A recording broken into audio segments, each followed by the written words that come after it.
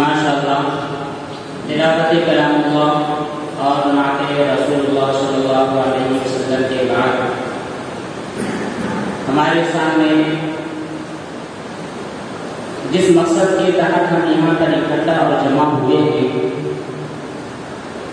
ظاہر ہے کہ دعوت سے آپ کو پتہ چل گیا ہوگا کہ ہمارے شہر اسی طرح رفتہ رفتہ اطراف و اطناف میں منظم طور پر بچوں کی دینی تعلیم و تربیت کے تعلق سے اہم مشورہ کرنا ہے، ترتیب بنانا ہے، نظام بنانا ہے۔ ہمارے بزرگان دین نے مکاتب کے اعتبار سے کیا کیا لائحہ عمل امت کو دیے ہیں، کس اعتبار سے عمل کرنے کی فکر دلائی ہے، اور جن لوگوں نے اس کو اپنا لیا ہے، باقاعدہ طور پر جہاں پر بچے نونہالان قوم قرآن کریم کا علم حاصل کر رہے ہیں، احادیث مبارکہ یاد کر رہے ہیں، عقائد ان کے درست ہو رہے ہیں، دینی تعلیم سے وہ آراستہ ہو رہے ہیں، ان میں اور غیر بچوں میں فرق نمایاں طور پر ہم اپنی آنکھوں سے دیکھتے ہیں۔ تو 100% بچے ہمارے دینی تعلیم کو حاصل کرنے والے بن جائیں، اس کے لیے کیا ترتیب ہوگی، کیا نظام ہوگا؟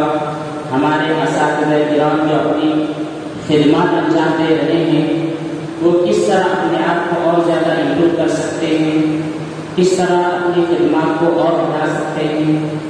جو طلباء ابھی تک ہم سے جڑے نہیں ہیں، انہیں کس طرح ہم اپنے قریب لا سکتے ہیں، کس طرح ان کی آخرت کی فکر ہم ان کے والدین کو دلا سکتے ہیں؟ یہ مکمل باتیں انشاءاللہ ہمارے درمیان علماء کرام کی زبانی پیش کی جائے گی۔ اس کے لیے میں سب سے پہلے حضرت مولانا محمد اسحاق صاحب کی دامت برکاتہ العالیہ سے گزارش کرتا ہوں کہ مکاتب کی تعلیم، نظام وغیرہ جو بھی حضرت کے ذہن میں ہے، جس اعتبار سے وہ سمجھ رہے ہیں، اور حضرت کو کافی تجربہ بھی اسلام کے اعتبار سے ہے، اس لیے ان کی قیمتی باتیں ہمارے سامنے آئیں اور انشاءاللہ ہم ان کی باتوں پر عمل کرنے والے ہیں۔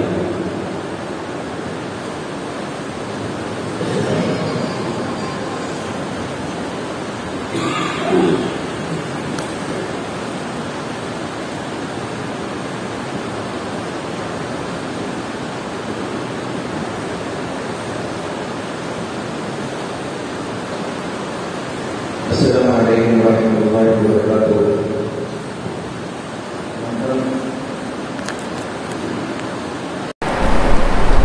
اساتذہ اکرام، آئے ہوئے مہمان اور دیگر مساجد سے، اطراف و اکناف سے آئے ہوئے معلمین حضرات اور معلمین کے ساتھ میں جو ذمہ داران آئے ہوئے ہیں، ان تمام کا میں تہہ دل سے شکریہ ادا کرتا ہوں۔ آج جس مبارک مجلس میں ہم سب یہاں پر جمع ہوئے ہیں، دراصل یہ مجلس بہت قیمتی مجلس ہے اور آج کے حالات کے اعتبار سے بہت ضروری مجلس ہے۔ الحمدللہ دعوت کی مبارک محنت سے لوگوں کے اندر دین وجود میں آ رہا ہے، لیکن دعوت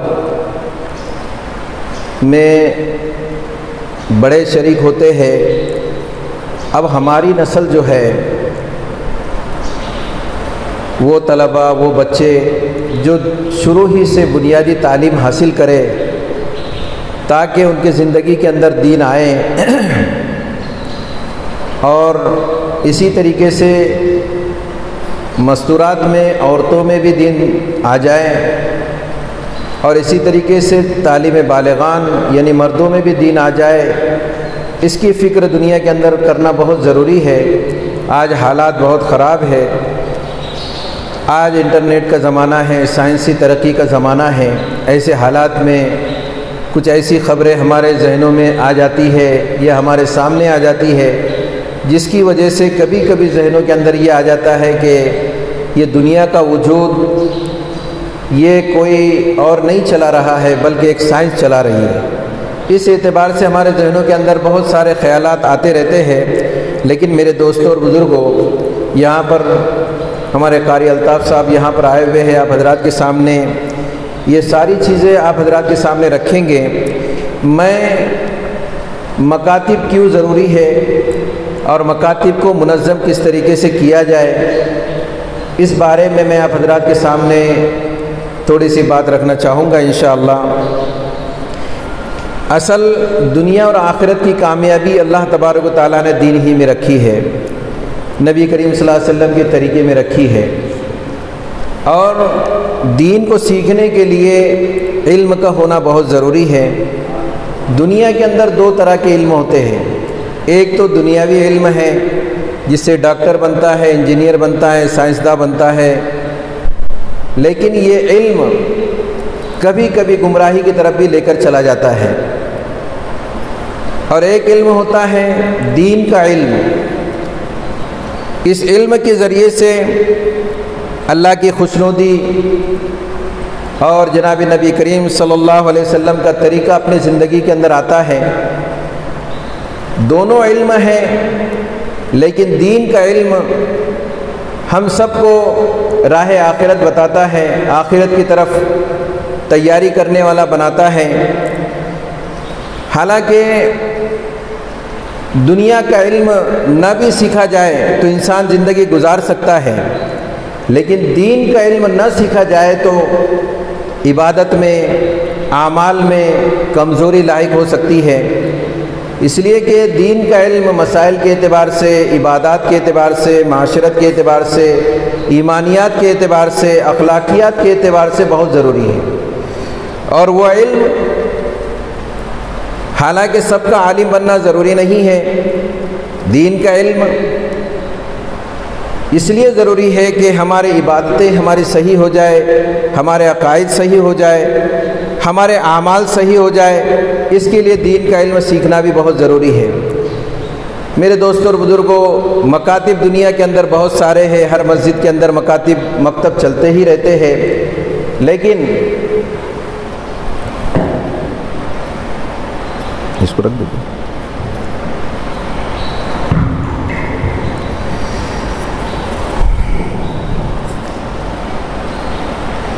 مکاتب بہت سارے چلتے ہیں، چل رہے ہیں، لیکن صرف مکاتب کو رسمی طور پر چلا لینا، سرسری طور پر چلا لینا، اس کا کوئی نہ رزلٹ ملتا ہے نہ کوئی نتیجہ ملتا ہے۔ ہم دیکھتے ہیں کہ علاقوں کے اندر مسجد تو ہے، لیکن مسجد کے قریب اور اطراف میں مسلمان کتنے ہیں؟ مثال کے طور پر ایک دیہات ہے، دیہات میں مسجد ہے، ایک مسجد ہے، اور ایک مسجد کے اطراف میں تقریباً 50 مکانات ہیں۔ 50 مکان میں بچے اگر تعداد کے اعتبار سے لیے جائے تو ہر گھر میں 2 بچے ہوتے ہیں، اور اس سے زیادہ بھی ہوتے ہیں، لیکن سرسری طور پر ایک اندازہ لگایا جائے تو 2 بچے تو ہر گھر میں ہونا ہی چاہیے۔ اگر 2 بچے ہو تو 100 بچے اس دیہات کے اندر ہیں۔ لیکن ہم دیکھتے ہیں کہ مسجد کے اندر آنے والے طلباء کی تعداد 20 ہوتی ہے، 16 ہوتی ہے، 18 ہوتی ہے، 30 ہوتی ہے، اس سے زیادہ نہیں ہوتی ہے۔ اب اگر اس طریقے سے 100 بچے ہیں، اس میں اگر 30 بچے تعلیم حاصل کر رہے ہیں تو 70 بچوں کی دینی تعلیم کی فکر کیوں نہیں ہو رہی ہے؟ 70 بچوں کی دینی تعلیم کی فکر کون کرے گا؟ اب اگر دنیاوی اعتبار سے اندازہ لگایا جائے تو اسکول کے اندر یہ 100 کے 100 بچے آپ کو اسکول کے اندر ملیں گے، یعنی 100% اسکول میں جا رہے ہیں اور 10%، 20%، 30% مدرسے میں آ رہے ہیں، مکتب کے اندر آ رہے ہیں، تو بستی کا نقصان ہو رہا ہے۔ اگر یہ بچے دنیاوی تعلیم حاصل کر لیں گے، آئندہ چل کر ان کے ذہنوں کے اندر کوئی اور بات ہوگی تو وہ ارتداد کی طرف جائیں گے۔ تو میرے دوستوں اور بزرگوں، ہمارے اعتبار سے، ہم علاقے کے اعتبار سے اندازہ لگا لیں، ہمارے محلے کے اندر، شہر کے اندر ایک مسجد ہے، اس کے اطراف میں 100 مکانات ہے، 200 بچے ہیں، مکتب میں آنے والی کی تعداد 40 اور 50 ہے، اور ہم اسی کے اوپر خوش ہو جاتے ہیں کہ 40 بچے مکتب کے اندر آ رہے ہیں، لیکن 150 بچے باہر بھی ہیں۔ 150 بچے باہر ہیں جو دین کی تعلیم حاصل نہیں کر رہے ہیں، دنیاوی تعلیم سے وہ پورے کے پورے 200 بچے تعلیم حاصل کر رہے ہیں۔ تو اس کی فکر بھی ہم کو کرنا ہے کہ ہمارے وہ بچے جو باہر ہے، جو دینی تعلیم سے باہر ہے، وہ اندر کیسے آ جائے۔ دنیاوی تعلیم کے اعتبار سے ہماری فکر ہے، دنیاوی تعلیم کے اوپر خرچ کرنے کی بھی ہماری فکر ہے۔ اگر اسکول میں ایک داخلہ کروانا ہوتا ہے تو اسکول میں داخلہ کروانے کے لیے لائن لگانا پڑتی ہے، فیس جمع کرنا پڑتی ہے، اپلیکیشن دینا پڑتا ہے، جب کہیں جا کر وہاں پر نمبر لگتا ہے۔ اگر نمبر لگ بھی گیا، آج کے زمانے کے اندر انگلش میڈیم کے اعتبار سے ایک بچے کو پہلی کے اندر داخل کروانے کے لیے تقریباً 20 سے 25 ہزار روپے لگ جاتا ہے، کم سے کم۔ پبلک اسکول کے اندر ہم کو معلوم ہے کہ 20 سے 25 ہزار روپے داخلے کے اندر لگ جاتا ہے۔ اب پہلی کے اندر بچہ 5 سال کا ہے، 4 سال کا ہے، 5 سال کا ہے، 25 ہزار روپے خرچہ کرنا آسان۔ پھر اس کے لیے یونیفارم ضروری، پھر اس کے لیے شوز ضروری، پھر اس کے لیے کتابیں ضروری، اس کے لیے بستہ ضروری، اس کے لیے ساری چیزیں ضروری ہے۔ اب وہ ساری چیزیں لینے کے لیے اتنا خرچہ کرنا اس کے لیے آسان، اب وہ دنیاوی تعلیم حاصل کر رہا ہے۔ بتاؤ، دنیاوی تعلیم حاصل کرنے کے بعد میں ایسا ہو سکتا ہے کہ وہ سب کا ہی ادب کرے، ماں باپ کا ادب کرے، ماں باپ کو نفع پہنچائے، قوم کو نفع پہنچائے؟ ایسا ہو سکتا ہے؟ مشکل بات ہے۔ 25 ہزار روپے خرچہ کر کے اب ادھر کی تعلیم لے لو۔ ایک بچے کو مکتب میں داخل کرانا ہے، مولانا صاحب کے پاس میں بچہ آیا ہوا ہے، اب داخلہ کرانا ہے تو سب سے پہلے مولانا کے پاس میں داخلہ فارم ہی نہیں ہے۔ داخلہ فارم کب داخلہ ہوا تھا؟ اسکول کے داخلے کی تاریخ معلوم ہے کہ 2021 میں فلاں بچے کا داخلہ ہوا تھا، 2018 کے اندر فلاں بچے کا داخلہ ہوا تھا، لیکن مدرسے کے اندر، مکتب کے اندر کوئی داخلے کا نظام نہیں ہے۔ تمام اسکول، تمام کالج، تمام مدارس، دینی مدارس، ان تمام کے اندر داخلے کا نظام ہے، لیکن مکتب کے اندر کہیں پر داخلے کا نظام آپ کو نہیں ملے گا۔ کیوں نہیں ملے گا؟ کیا ضرورت؟ اب اس کی کیا ضرورت؟ نہیں، ضرورت ہے۔ کبھی تو یہ پتہ چلے گا کہ ایک وقت کے اندر 2018 میں میرا داخلہ ہوا تھا، میں بچپن میں فلاں اتنی عمر کے اندر تھا، پھر داخلہ ہوا ہے۔ اب داخلہ ہونے کے بعد میں اب اگر معلم یہ بھی کہہ دے کہ بھائی بچے کو قاعدہ تو لینا پڑے گا، اب قاعدہ کتنے کا ہے؟ 5 کا، 10 کا، 20 کا۔ اب 5-10 روپے بھی اگر امام صاحب مانگ لیں یا معلم مانگ لے تو حضرت گرم ہو جاتے ہیں، کیا بات ہے، 20 روپے آپ مانگ رہے ہو یا 25 ہزار روپے خرچہ کرنے کے لیے تیار، لیکن یا 20 روپے دینے کے لیے تیار نہیں ہے، 20 روپے دینے کے لیے تیار نہیں ہے۔ اسکول کے اندر یونیفارم کا نظام ہے، لیکن یہاں پر اگر اس کو کہا جائے کہ ایک بچے کو آپ اپنے خود کے بچے کو ایک جوڑی کپڑا سلوا لو جو سفید لباس ہو، سفید ٹوپی ہو، اگر بچی ہے تو اس کا لباس بھی اس طریقے سے ہو اور ایک نقاب ہو، تو وہ کہتا ہے کہ اس کی کیا ضرورت ہے۔ میں بچوں سے اکثر پوچھتا، اگر بچے رہتے تو ان کے آپ کے سامنے آ جاتے اور وہ بچے آج جواب دیتے کہ یہ یونیفارم کیوں ضروری ہے۔ ہم بچوں سے پوچھتے ہیں، آپ اسکول جاتے ہو؟ جاتے ہو۔ کھڑے ہو جا بیٹا بچہ، مدرسے کا ہے کہ یہ؟ اچھا، اسکول جاتے ہو تو جاتے ہو، ٹھیک ہے، آپ بغیر یونیفارم پہنے کیوں نہیں جاتے اسکول میں؟ تو کہا جاتا ہے کہ وہاں کا نظام ایسا نہیں ہے کہ بغیر یونیفارم کے آیا جائے۔ کیوں آپ بغیر یونیفارم کے جائیں گے تو کیا ہوگا؟ تو کہا جاتا ہے کہ ہم کو مدرسے میں، اسکول میں داخل ہونے نہیں دیا جاتا ہے، اسکول میں داخل ہونے نہیں دیا جاتا ہے۔ پھر اسکول میں یونیفارم ہوتا ہے. اب یونیفارم کیوں ضروری ہے؟ یہ بھی بات ہے. یونیفارم اس لیے ضروری ہے کہ جب بچہ یونیفارم پہن لیتا ہے تو اس کو خود کو پتہ چلتا ہے کہ میں گھر کا نہیں رہا، میں ایک اسکول کا ہو گیا. پولیس یونیفارم پہنتا ہے تو اس کو پتہ چلتا ہے کہ میں یونیفارم والا ہوں. ڈاکٹر یونیفارم پہنتا ہے تو اس کو لگتا ہے کہ میں ڈاکٹر ہوں. ایک سپاہی یونیفارم پہنتا ہے تو اس کو لگتا ہے کہ میں ایک یونیفارم کے اندر ہوں، میری ڈیوٹی چل رہی ہے. ایک اسکول کے اندر 3 اسکولیں ہیں مثال کے طور پر، ایک مراٹھی اسکول ہے، ایک اردو اسکول ہے، ایک انگلش میڈیم اسکول ہے. تینوں بچے اسکول جا رہے ہیں. مراٹھی میڈیم کا بچہ ہے اس کا لباس الگ رہے گا، اردو اسکول کا بچہ ہے اس کا یونیفارم الگ رہے گا، انگلش میڈیم کا ہے اس کا یونیفارم الگ رہے گا. تینوں بچے ایک ساتھ چل رہے ہیں. راستے میں ہماری کبھی ملاقات ہو رہی ہے، ہر کوئی پہچان سکتا ہے کہ یہ فلاں اسکول کا ہے، یہ فلاں اسکول کا ہے، یہ فلاں اسکول کا ہے، یہ فلاں اسکول کا ہے. تو یونیفارم جب بچہ پہن لیتا ہے تو گھر کے کام بھی نہیں کرتا. نہیں میں نے یونیفارم پہن لیا، اب میں گھر کا سامان بھی نہیں لا سکتا. چلا اسکول کے اندر اس کی ایک اندر سے تیاری ہو جاتی ہے.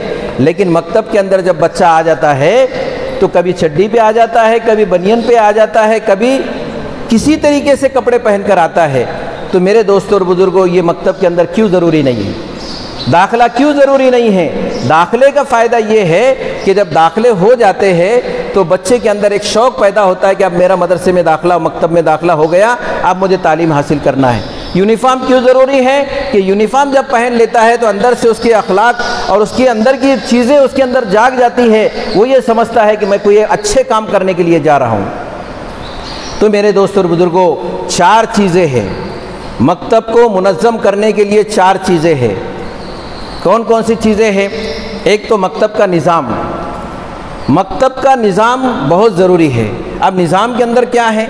دیکھو، اسکول کے اندر جیسا مدرسہ ہے، مدرسے کی کلاسیں ہے، اس میں بینچ ہے، اس میں بچھائت ہے، اس میں بلیک بورڈ ہے، اس کے اندر پڑھانے والے ٹیچر آتے ہیں اور لائٹ پنکھا جلتا ہے، اور پڑھنے والے جب آتے ہیں تو ان کو احساس ہوتا ہے کہ میں کسی کلاس میں بیٹھا ہوا ہوں، میں کسی کلاس کے اندر بیٹھا ہوا ہوں. اور جب مدرسے کے مکتب کے بچے داخل ہوتے ہیں وہ یہ سمجھتے مسجد میں تو سبھی لوگ آتے ہیں نماز پڑھنے کے لیے، میں بھی آ گیا، سبھی آتے میں بھی آ گیا. تو اس کے ذہن میں یہ بات نہیں رہتی ہے کہ میں مکتب کے اعتبار سے یہاں پر پہنچا ہوں. اسکول کے اندر جس طریقے سے مکتب کے نظام میں بتایا کہ کمرہ صاف ہو، لائٹ پنکھے کا انتظام ہو، پانی کا انتظام ہو، یہ ساری چیزیں جب وہ بچہ دیکھتا ہے تو اس کے اندر ایک کیفیت پیدا ہو جاتی ہے.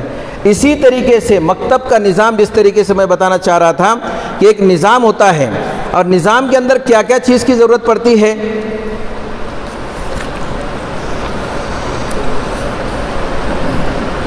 نظام کے اندر کیا کیا چیز کی ضرورت پڑتی ہے کہ ایک تو نظام کے اندر یہ ہو کہ ایک ذمہ دار قسم کا آدمی بھی ہو، یا پھر کچھ ساتھی ہو جائے. کہ مثال کے طور پر ایک محلے کے اندر مکتب چل رہا ہے تو اس کے جیسے ہر جگہ پر دعوت کے اعتبار سے ایک ذمہ دار ہوتا ہے، امیر ہوتا ہے کہ محلے کے اندر وہ پوری فکریں کرتے رہتے ہیں، ایسے مکتب کے اعتبار سے بھی ایک ساتھی، 2 ساتھی، ایک ایسے نگراں تیار ہو جائے جو پورے مکتب کا نظام چلائے. سب کو تو جمع نہیں کر سکتے، روزانہ سب کو تو بلا نہیں سکتے مکتب کے اندر، یہ مشورے کے اندر ایک ساتھی 2 ساتھی. بھائی امام صاحب اگر بولیں گے دیکھو آج اپنے فلاں چیز کی ضرورت ہے، یہ ساتھی سے بول دیے، وہ نظام کر لیں گے انشاءاللہ. تو بستی کا ایک ذمہ دار قسم کا آدمی ہو جو نظام کو صحیح طریقے سے چلائے. اور اس کے ساتھ ساتھ جگہ کا اچھا انتظام ہو. مسجدوں کے اندر کلاسیں لگانے اگر مجبوری ہے تو کوئی بات نہیں ہے، لیکن مجبوری نہیں ہے تو مسجد کے باہر میں جو کمرے ہوتے ہیں اس کو مکتب کے اعتبار سے سجایا جائے. کس طریقے سے سجایا جائے؟ یہ نہیں کہ اس کے اندر کچھ خوبصورت چیزیں لگائی جائے، نہیں. ایک تو یہ بچھائت اچھی ہو، پنکھے کا انتظام ہو، لائٹ کا انتظام ہو، قالین کا انتظام ہو، بلیک بورڈ کا انتظام ہو. جیسے انگلش میڈیم کے اندر اسکول کا ایک نظام ہوتا ہے یا مراٹھی اسکولوں کے اندر نظام ہوتا ہے، ایسے ہمارے ایک مدرسے کے اندر جب بچے آئیں گے تو اس طریقے سے ایک نظام ہونا چاہیے. اللہ کے نبی صلی اللہ علیہ وسلم کے زمانے میں بھی دار ارقم کے اندر اللہ کے نبی صلی اللہ علیہ وسلم تعلیم دیا کرتے تھے. حضرت مصعب ابن عمیر رضی اللہ تعالیٰ عنہ، اسد بن زرارہ رضی اللہ تعالیٰ عنہ کے مکان میں تعلیم دیا کرتے تھے، اور وہاں پر بھی ایک نظام اس طریقے سے قائم تھا. اس کے ساتھ ساتھ میرے دوستوں اور بزرگوں، مکتب کا ایک بہترین ماحول ہونا چاہیے. پتہ لگے کہ مکتب کے اندر جب بچہ آیا ہے تو ایک ماحول بنے، دینی تعلیم کا ماحول، جیسے ہی بچے مکتب کے اندر آئیں گے تو سب سے پہلے ان کے ذہن میں یہ آنا چاہیے کہ میں ایک دینی تعلیم حاصل کرنے کے لیے آیا۔ اب جب اس طریقے سے آئے گے انشاءاللہ وہ بچے تو ان کے اندر اخلاق پیدا ہوں گے، گھر سے جب نکلیں گے تو ان کے ذہن میں یہ بات آئے گی کہ نہیں میں تو ایک مکتب کے تعلیم حاصل کرنے کے لیے چلا ہوں۔ اس کے ساتھ ساتھ میرے دوستوں اور بزرگوں، نظام تو اس طریقے سے ہے، ہم نظام کے اندر بہت ساری چیزیں اس کے اندر داخل کرا سکتے ہیں۔ اب اس کے ساتھ ساتھ داخلہ کیوں ضروری ہے تو میں نے آپ حضرات کے سامنے بتایا کہ داخلہ ہوگا تو ایک بیچ بنے گی کہ بھائی پہلی کے اندر ایک داخلہ ہوا ہے، دوسری کے اندر قرآن والوں کا ایک داخلہ ہوا ہے، پہلی کے جو داخلے کے ہے بچے تو وہ پہلی کی جماعت کے اندر پڑھیں گے۔ اب دیکھو اسکول کے اندر ایک اجتماعی تعلیم کی بھی بات ہے، بچوں کو اجتماعی تعلیم کیوں ضروری ہے؟ آج مثال کے طور پر ایک بات میں آپ کو بتلاتا ہوں، ہمارے پاس میں مثال کے طور پر 60 بچے آ رہے ہیں اور 60 بچے تقریباً ہر معلم کے پاس میں ایک ایک کر کے سبق لینے آئے تو ایک ایک بچے کو 3 سے 5 منٹ لگتا ہے، ایک بچہ سبق لے گا 5 منٹ، تو 60 بچوں کے لیے 5 منٹ کے حساب سے کتنا ہو گیا؟ تقریباً 1.5 سے پونا 2 گھنٹہ، 2 گھنٹے کے قریب ہو جاتا ہے 2 گھنٹہ۔ اب 2 گھنٹہ ایک بچے نے سبق لیا 3 منٹ، 4 منٹ سبق لیا، 5 منٹ لیا، اب اس کے بعد میں وہ بچہ تو چلا گیا، وہ لائن کے اندر بیٹھا ہوا ہے۔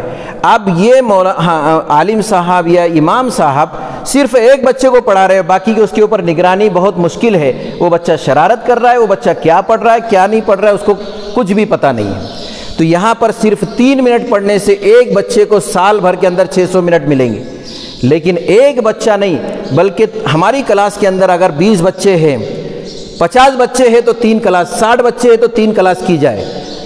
3 کلاس کون سی؟ ایک گھنٹے کی کلاس ہو، زیادہ تعلیم دینے کی ضرورت نہیں ہے، 4 گھنٹے بچوں کو بٹھانے کی ضرورت نہیں ہے۔ ہمارا تجربہ ہے، ہم پورے ضلع کے اندر الحمدللہ کام کرتے ہیں، احمد نگر ضلع کے اندر 450 مکاتب اس اعتبار سے ہمارے چل رہے تھے الحمدللہ، ابھی تو بہت سارے مدارس میں اس کو تقسیم کیا گیا ہے۔ تو ایک بچہ 60 بچے ہیں، 3 کلاس کرو، 3 گھنٹے کا تعلیم کا وقت رکھو، صبح میں فجر کے بعد میں 8 بجے کے بعد سہولت کے اعتبار سے اسکول کا ٹائم چھوڑ کر اب وہ 20 بچے ہمارے سامنے بیٹھے، 25 بچے ہمارے سامنے بیٹھے ہوئے ہیں، اب ان کو اجتماعی تعلیم کرائیں گے۔ کس طریقے سے؟ ہر ایک بچے کا سبق الگ ہوگا، ایک ہی ہوگا۔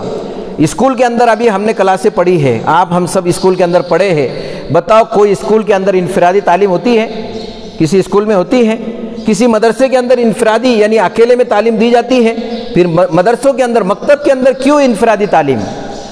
تو بچوں کو انفرادی تعلیم نہیں بلکہ اجتماعی تعلیم۔ اب 20 بچوں کا سبق ایک رہے گا، اگر اس میں بہت زیادہ ذہین بچہ ہے، چالاک بچہ ہے، ماشاءاللہ بہت اچھی بات ہے، وہ بچہ سب کو کور بھی کرتے رہے گا، اور کند ذہن بچہ ہے تو یہ ذہین بچے کی وجہ سے اس کا بھی دماغ چلے گا اور وہ بھی تعلیم کے اندر آگے بڑھے گا۔ تو میرے دوستوں اور بزرگوں، انفرادی تعلیم کے بجائے ہمارے مکاتب کے اندر اجتماعی تعلیم کی بہت ضرورت ہے، اور اس کے لیے کلاسیں بنائیں۔ ہمارے بستی میں اگر 100 بچے ہیں تو 4 کلاس 5 کلاس ہماری بننی چاہیے۔ 4 کلاس عصر کے بعد بھی ہو سکتا ہے، مغرب بعد بھی ہو سکتی ہے، صبح بھی ہو سکتا ہے، اس طریقے سے ایک نظام تو اس طریقے سے ہوتا ہے۔ اس کے ساتھ ساتھ ہر اسکول، ہر کالج، ہر مدرسوں کے اندر ایک فیس کا نظام ہوتا ہے، لیکن مکاتب کے اندر فیس کا نظام نہیں ہے۔ میں نے تو ابھی بتایا، ایک مراٹھی اسکول کے اندر بھی ہر مہینے کے اندر فیس لی جاتی ہے کسی نہ کسی اعتبار سے، انگلش میڈیم کے اندر بھی فیس لی جاتی ہے اور فیس کم نہیں ہوتی ہے۔ ٹیوشن کی فیس لی جاتی ہے، 700-800 روپے مہینہ ٹیوشن کی فیس دی جاتی ہے۔ پھر مکتب کے اندر 100 روپیہ فیس دینا کیا مشکل ہے؟ ہمارا بچہ دینی تعلیم حاصل کر رہا ہے، اگر یہ قرآن پڑھے گا تو قرآن پڑھنے کے بعد میں ہمارے لیے نفع کا ذریعہ بنے گا، تو پھر ہم اپنے بچوں کے لیے 100 روپے ماہانہ خرچہ کیوں نہیں کر سکتے؟ ہمارے ذہنوں کے اندر یہ بات نہیں ہے، ہم یہ سمجھتے یہ ناممکن بات ہے، لیکن ناممکن دنیا میں کوئی چیز نہیں ہے، سب ممکن ہے، اور اس کو تجربے میں لایا گیا۔ الحمدللہ شرڈی کے اندر ہمارے یہاں پر 500 سے 700 بچے پڑھ رہے ہیں اور بغیر فیس کے کوئی بھی نہیں ہے، ہر بچہ 70 سے 100 روپے فیس دے رہا ہے، اور فیس ہی کے اوپر معلمین کی تنخواہ کا بھی نظام ہے۔ چندہ کرنے کی ضرورت نہیں، مسجد والوں سے چندہ کرنے کی ضرورت نہیں، لوگوں سے چندہ کرنے کی ضرورت نہیں۔ 100 بچے ہمارے پاس میں آئے، 100 روپے کے حساب سے 10,000 روپے ہوتے ہیں، 2 معلم رکھو، 5-5 ہزار روپے ان کو تعلیم کے لیے دی جا سکتے ہیں، لیکن اس کے لیے نظام بنانا ضروری ہے۔ ہم اس کے اوپر توجہ ہی نہیں دیتے ہیں۔ اس لیے میرے دوستوں اور بزرگوں ایک فیس کا نظام ہے. ہم یہ کرتے ہیں کہ فلاں مدرسہ فیس دے گا 500 روپے دے گا 1000 روپے دے گا, فلاں والے 1000 روپے دیں گے, فلاں والے 1000 روپے دیں گے. میرے دوستوں اور بزرگوں یہ لنگڑی گاڑی ہے, چند دنوں چلیں گی اس کے بعد میں پھر بند. اگر وہ دینے والا کسی مجبوری کی وجہ سے دے نہ سکے تو وہ مکاتب کے اوپر حملہ ہو جاتا ہے. مطلب یہ کہ مکاتب بند ہونے شروع ہو جاتے.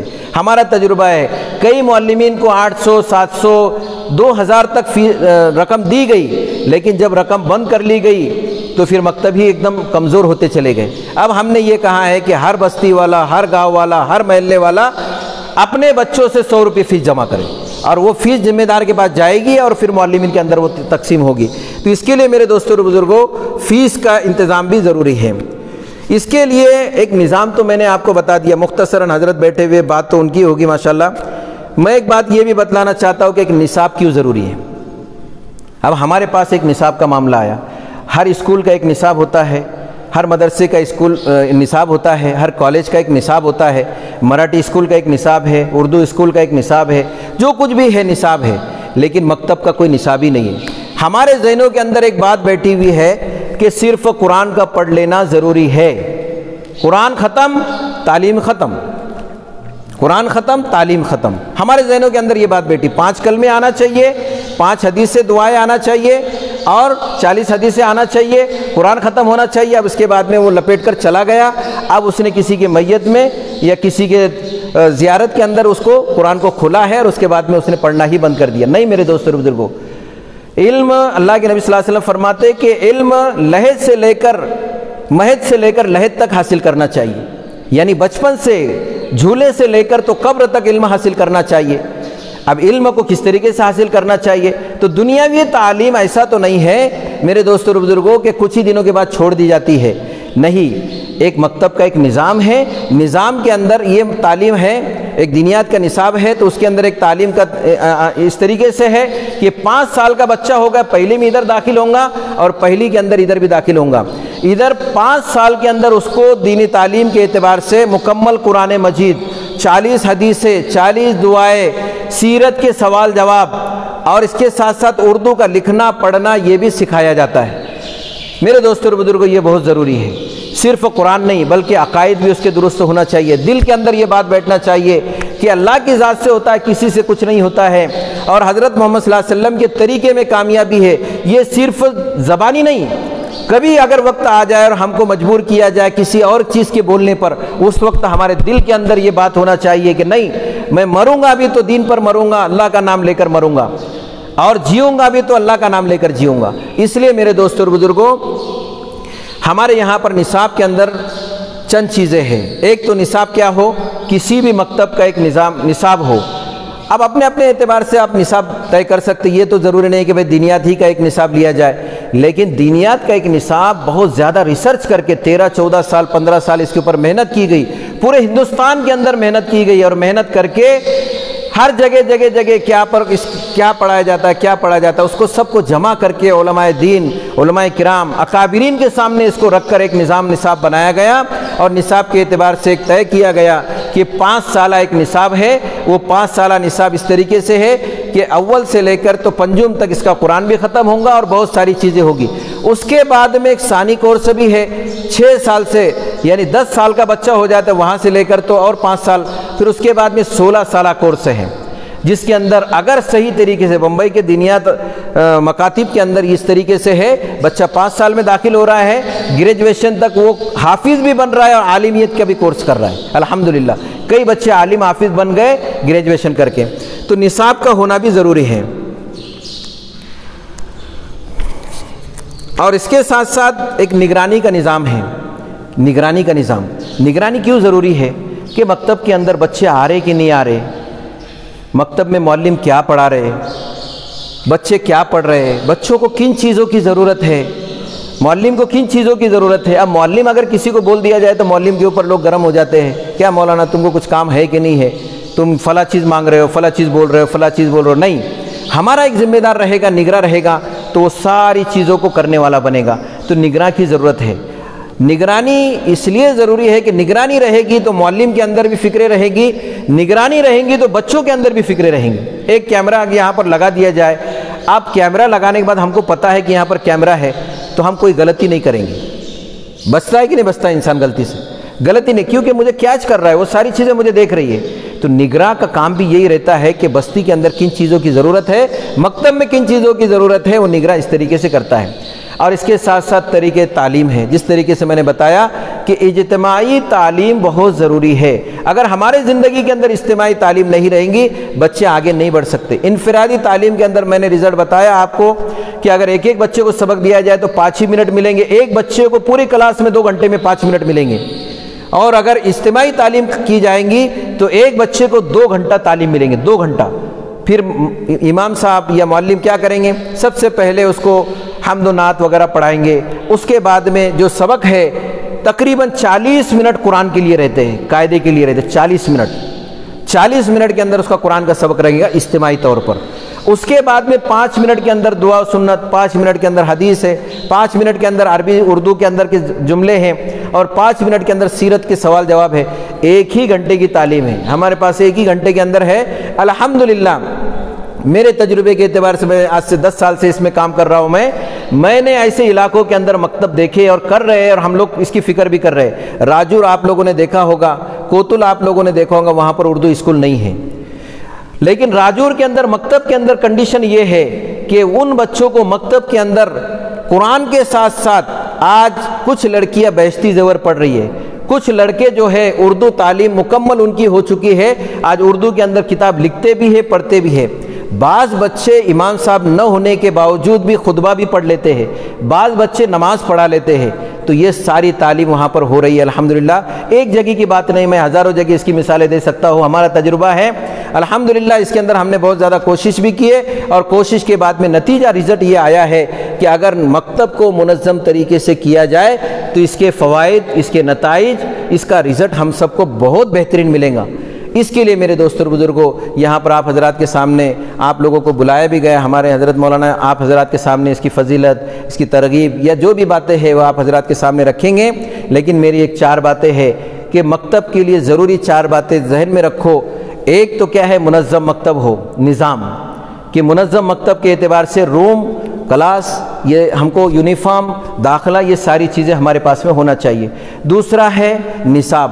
نصاب چاہے ہمارا دیکھو اختلاف رہتا ہے ہر ایک کا، حالانکہ اس کے اندر اختلافی مضامین. اب تو دینیات کے اندر ایسے بچے بھی داخل ہو رہے ہیں جو دوسرے مسلک کے ہیں، وہ بھی ہے. یہاں تک کہ دوسرے مسلک کے ساتھ ساتھ جس کے اندر کہا جائے تو اہل سنت والجماعت کے اعتبار سے ان لوگوں کے بھی بچے اس کے اندر داخل ہو کر وہ مکتب کے اندر تعلیم حاصل کر رہے. تو اس میں اختلافی مضمون، اختلافی بات، اختلافی کوئی چیز نہیں، سب دلائل کے ساتھ اس کو پیش کیا گیا ہے. تو ماشاءاللہ اس کا فائدہ یہ ہو رہا ہے کہ قوم کے اندر دین کی بیداری آ رہی ہے. تو ایک تو نظام، دوسرا نصاب، تیسرا طریقہ تعلیم کے اجتماعی طریقے تعلیم ہونا چاہیے، اور چوتھا نگرانی کا نظام ہونا چاہیے. اس کی فکر انشاءاللہ ہم سب مل کے کریں گے. اور ہمارے بستی کے اندر اگر ہم کو مکاتب کو وجود میں لانا ہے صحیح طریقے سے تو انشاءاللہ اس کا فائدہ ہمارے بستی کو صرف نہیں ہوگا، ہمارے اطراف اور اکناف کے اندر بھی ہوگا. تقریباً ہمارے کوپرگاؤں تعلقے کے اندر تقریباً 50 دیہات ہے. 50. ابھی دیکھو اس کی لسٹ مولانا صاحب نے، ہمارے صدر صاحب نے بنائی ہے. 50 دیہات ہے، اور 50 دیہاتوں کے اندر میرے حساب سے 25 دیہاتوں میں بھی تعلیم نہیں ہے. یہ تو دعوت کی مبارک محنت ہے کہ اللہ تبارک و تعالیٰ نے وہاں پر دین کی فضاؤں کو عام کیا، لیکن بچے تو کورے ہیں. میں ایک آخری بات بول کر میں آپ حضرات کے سامنے میں بیٹھ جاؤں گا. ہم ایک جگہ کے اوپر گئے تھے، ابھی اس کو 2-3 سال پہلے کی، کرونا سے پہلے کی بات ہے، 3 سال پہلے کی بات ہے کہ علاقے کے اندر بہت نہیں، ہمارے احمد نگر ضلع کی بات بول رہا ہوں میں. ایک علاقے کے اندر، ایک دیہات کے اندر ہم لوگ گئے. جانے کے بعد میں وہاں پر مسجد تو ہے، امام صاحب نہیں ہے، مجبوریاں ہیں، پریشانیاں ہیں، لیکن مسلم مکانات تقریباً 18-20 مکانات ہیں. اب وہاں پر جانے کے بعد میں ہم نے ایک پروگرام رکھے. پروگرام کے اندر ہم نے سب پورے بچوں کو جمع کیے مسجد کے اندر. جتنے مسلم کے بچے تھے، آج اسکول کا چھٹی کا دن ہے، اتوار کا، آپ سب آ جاؤ، اور سب ذمہ داروں کو بھی جمع کیے. تو تقریباً 20-25 لوگ تھے، 20-25 بچے بھی تھے، 50 لوگ بیٹھے ہوئے ہیں. اور ایسے حالت کے اندر ہم نے سب سے پہلے تو یہ پوچھا آپ کون سی کلاس میں پڑھتے ہو؟ تو اس نے کہا میں 7ویں کے اندر پڑھتا ہوں. اچھا ٹھیک ہے بھائی، کھڑے ہو جاؤ، بتاؤ ہمارے اللہ کتنے ہیں؟ اب اس نے دینی تعلیم حاصل ہی نہیں کیا. کھڑے ہو گئے، انہوں نے کہا ایک ہے، میں نے بولا غلط بولے آپ نے، آپ کھڑے ہو جاؤ۔ دوسرے بچوں کے اوپر اس کا اثر ہوا۔ کیا اثر ہوا؟ میں نے بولا آپ کون سی کلاس میں؟ آپ کھڑے ہو جاؤ۔ کہا کہ میں 8ویں کے اندر ہے۔ بولو آپ کتنے ہیں؟ ہمارے اللہ کتنے ہیں؟ کہا 3 ہیں۔ کیونکہ اس کے اندر ایک الگ کیفیت پیدا ہو گئی، اس کو ہی غلط بول رہے تو پھر میرے کو بھی تو بدلنا تو چاہیے کہ نہیں؟ تو ایک نے کہا 1 ہے، ایک نے کہا 3 ہے، ایک نے کہا 7 ہے، اور بڑے بڑے 8ویں اور 9ویں کے بچوں سے میں بات کر رہا ہوں۔ ایسے بچوں کو میں نے کھڑا کر کے پوچھا، اور پوچھنے کے بعد میں وہ بچے کبھی 1 بول رہا ہے، کبھی 3 بول رہا ہے، کبھی پھر ہمارے نبی کا نام بتاؤ، کون نبی؟ ہمارے نبی کا نام ہی ہم کو معلوم نہیں، کلمہ سناؤ، کلمہ بھی صحیح طریقے سے سنا نہیں پائے۔ ٹھیک ہے، میں نے پھر امتحان کے طور پر یہ کہا ٹھیک ہے آپ بیٹھ جاؤ، لیکن آپ نے 3 بولا ہے تو بتاؤ 3 کون سے ہیں؟ تو کہا کہ ایک مسجد ماں ہے، ایک ہمارے سامنے کی درگاہ ہے، اور ایک ہمارے کھیت کے اندر بھی ہے۔ تو یہ 3 اللہ ہے، اور ہم 3 اللہ کی پوجا کرتے ہیں، یعنی 3 اللہ کی عبادت کرتے ہیں۔ ذہن کے اندر یہ باتیں۔ دوسرے سے پوچھا تو اس نے کئی درگاہوں کے نام بھی گنا دیا۔ تو میرے دوستوں اور بزرگوں، یہ عبرت کا مقام ہے، یہ ہمارے لیے خوشی کا مقام نہیں ہے کہ ہمارے علاقے کے اندر، میں بڑی بات نہیں کر رہا ہوں، ہمارے احمد نگر ضلع کی بات کر رہا ہوں، میں 3 سال پہلے کی بات کر رہا ہوں، مسجد میں بیٹھ کر بات کر رہا ہوں۔ تو یہ حالت ہے۔ پھر میں نے وہ حضرت سے پوچھا جو نماز پڑھایا کرتے تھے، ٹوٹی پھوٹی نماز۔ میں بولا حضرت آپ بتاؤ ہمارے خدا کتنے ہیں؟ تو کہا کہ مجھے نہیں معلوم ہے تو ان کو کہاں سے معلوم ہوگا؟ تو یہ حال ہے ہماری امت کا۔ اگر ہم صحیح طریقے سے دعوت کی مبارک محنت کی برکت سے تو تھوڑا بہت دین آیا ہے، لیکن ہمارے بچوں کو بنیادی تعلیم ہم کو بچپن سے ہی سکھانا ہے۔ یہ بچے اگر آگے پڑھتے رہیں گے، ہمارا زمانہ تو گزر چکا ہے، فتنوں کا دور ہے، حالات بہت خراب ہے، ہمارا وقت تو گزر چکا ہے، آج حالات بہت خراب ہے۔ ہماری بچوں کی آج اگر ہم فکر نہیں کریں گے تو میرے دوستوں اور بزرگوں، آئندہ یہ بچے ہمارا گریبان کل قیامت کے دن پکڑیں گے۔ دنیا کی تعلیم تو اس بچے نے دی ہے، میرے والد نے دی ہے، لیکن دینی تعلیم مجھے نہیں دی ہے۔ واٹس ایپ کے اوپر بھی بہت سارے مسائل آتے ہیں۔ ایک صاحب پوچھ رہے تھے بھئی طہارت کا مسئلہ کیا ہے؟ تو ایک گریجویشن بہت بڑا، طہارت کیا ہے؟ میری ماں نے 2 مرتبہ کی، میرے باپ نے 2 مرتبہ کی۔ آپ نے واٹس ایپ پر یہ ساری چیزیں سنی ہے، لیکن میرے دوستوں اور بزرگوں، ہماری بستی کی ہم کو فکر کرنا ہے، ہمارے محلے کی، ہمارے علاقے کی، ہمارے تعلقے کی فکر کرنا ہے۔ اس کے لیے تنہا کام نہیں ہو سکتا۔ اس کے لیے ہمارے یہاں علاقے کے اندر بہت بہترین علاقہ، ہمارے علاقے کے اندر مدرسہ ہے، مدرسہ مفتاح العلوم۔ یہ آج سے نہیں ہے، تقریباً یہ 50 سال سے مدرسہ 54 سال سے چل رہا ہے، اور مولانا منیر صاحب رحمۃ اللہ علیہ کی فکر تھی، اور اس زمانے کے اندر مولانا منیر صاحب 25-30 سال پہلے جب ہم کلپیڑی کے اندر پہلی مرتبہ آئے تھے، مولانا نے اس وقت کے اندر تقریباً 22 سے 25 مکتب شروع کیے تھے۔ ہم کو اس وقت کے اندر 50 روپے مہینہ بھی حضرت مولانا دیتے تھے، لیکن 50 مکتب کی فکر مولانا کے اندر تھی۔ جو بھی ہو، جس طریقے سے وہ کرتے تھے، چلتے تھے، تو 50 مکتب 22 مکتب اس وقت کے اندر تھے۔ اب الحمدللہ اس کے بعد میں نظام چلتا رہا، لیکن ہم انفرادی طور پر کرنا چاہیں گے۔ ہم یہ چاہیں گے کہ نہیں، مجھے کچھ تو بھی بننا ہے، میرا نام روشن ہونا چاہیے اور میری باتیں چلنا چاہیے، تو یہ ناممکن بات ہے۔ علاقے کے اندر ہم کو مسجد جس طریقے سے دعوت کے اعتبار سے ہم مرکز سے ہمارا تعلق ہے، ہم کو مرکز سے جو ہدایت دی جائیں گی وہ مرکز کی ہدایت کے مطابق ہم عمل کرتے ہیں، ایسے ہی مکاتب کے اعتبار سے صبح سے لے کر 24 گھنٹے یہاں پر علماء کرام رہتے ہیں، ان سے آپ رجوع رہے، ان سے تعلق رکھے اور ان کے ساتھ دینے کی کوشش کریں۔ اس کے ساتھ ساتھ ایک ضروری گزارش یہ ہے کہ آپ حضرات یہاں پر مسجد کے اپنے مدرسے مفتاح العلوم، یہ ہمارا مدرسہ ہے، سب کا مل کے مدرسہ ہے، اس مدرسے کے اندر طلباء کو لانے کی فکر کریں۔ ہمارے علاقے میں ہمارے رشتہ دار کے، ہمارے ماموں کے، ہمارے فلاں کے، کسی غریب کے، ان کو لا کر یہاں پر مسجد کے اندر مدرسے کے اندر داخلہ کراؤ۔ انشاءاللہ اس کا بھی ہم کو اللہ تبارک و تعالیٰ نعم البدل دیں گے۔ اللہ تعالیٰ سے دعا ہے اللہ تعالیٰ مجھے آپ کو کہنے سننے سے زیادہ عمل کرنے کی توفیق عطا فرمائے۔ وآخر دعوانا الحمدللہ۔ ماشاءاللہ، مولانا نے مکاتب کی اہمیت بیان کرتے ہوئے 4 چیزوں کے بارے میں خصوصی توجہ دلائی: نظام، نصاب، طریقہ تعلیم اور نگرانی۔ الحمدللہ مدرسہ مفتاح العلوم کے زیر نگرانی کافی سالوں سے کئی مکاتب جاری ہیں۔ اسی طرح شہر میں بھی بہت ساری جگہ مکاتب چل رہے ہیں، اکثر و بیشتر جگہ پر مکاتب ہیں، لیکن ہمارا مشاہدہ ہے کہ وہ منظم نہیں ہے، ان کی نگرانی کا کوئی خاص نظام نہیں ہے، طریقہ تعلیم بھی کوئی خاص نہیں ہے۔ بہرحال تعلیم کا کام ہر جگہ جاری ہے، لیکن اس تعلیم کو ہمیں منظم کرنا ہے، اس تعلیم کی باقاعدہ نگرانی کرنی ہے۔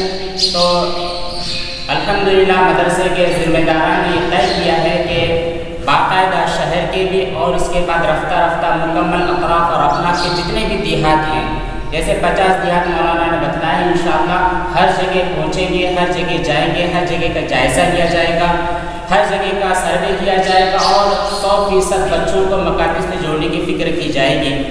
تو انشاءاللہ اب اگلی جو باتیں ہیں حضرت مولانا قاری محمد الطاف صاحب ملی مالیگاؤں سے تشریف لائے ہیں، حضرت سے گزارش کروں گا کہ ہماری رہبری اور رہنمائی کے لیے چند الفاظ بیان فرمائیں۔